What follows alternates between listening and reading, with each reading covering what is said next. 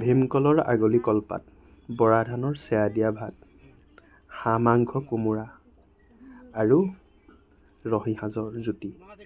আঘোণৰ পথাৰত এনেদৰেই জুতি লৈছে কেইগৰাকীমান দাৱনীয়ে।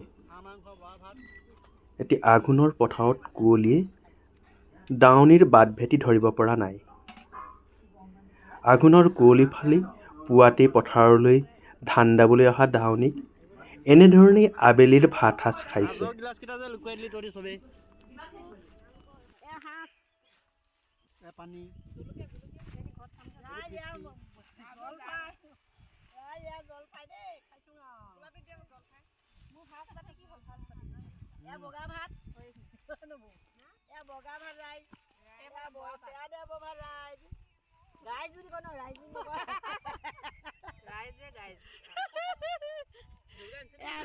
এনেদৰে দাৱনীৰ প্ৰাণ খোলা হাঁহি, কাঁচিৰ কেচ কেচ শব্দ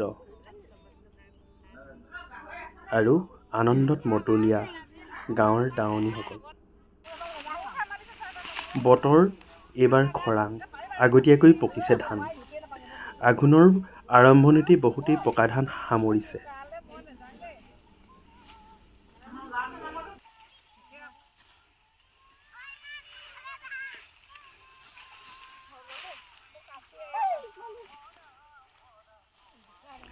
হিয়াৰ আমঠু জুবিন গাৰ্গক পাহৰিব পৰা নাই ধাননি পথাৰত। মোবাইলতে বজাই লৈছে জুবিন গাৰ্গৰ গান।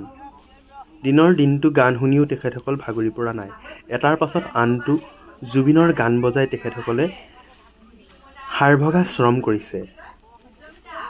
কেচ কেচ কাঁচিৰ মাতৰ লগতে তেখেতসকলে অবিৰাম গতিত শুনি আছে জুবিনৰ এটাৰ পাছত আনটো গীত।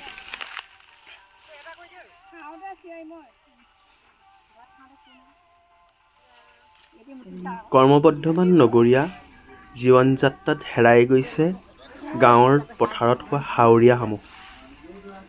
জাক জাক দাৱনীয়ে একেলগে ধান দোৱা পৰম্পৰা নাইকিয়াই হৈছে।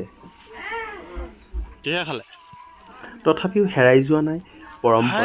এনেধৰণেই ওচৰ চুবুৰীয়া একলগ হৈ ধান দাইছে। আচলতে এয়া অসমীয়া সমাজৰ এক বান্ধোন, অসমৰ সমাজ গঠনৰ এক পৰম্পৰা, এক আৰম্ভণি বুলি ক'ব পাৰি। পথাৰত জাক জাক দাৱনী এক হৈ ৰাবাব টেঙা, চকলা টেঙা কাটি খোৱাৰ পৰম্পৰা কেতিয়াবাই পাহৰিলে। কলপাতত নিমখ জলকীয়া লৈ বেলফৰি খোৱা দিনবোৰ কেতিয়াবা মনত পৰেনে? আঘোণৰ পথাৰখন চাই বহু কথাই ভাবিব পাৰি। এই পথাৰখনকে লৈ বহু কবিয়ে কবিতা লিখিছিল। সহজ সৰল চহা শিশুকে সপোন ৰচে, জহা বৰা, মাধৈ মালতী, মালভোগ, ৰঙাশালী আদি বিভিন্ন জাতৰ ধানৰ খেতি কৰে।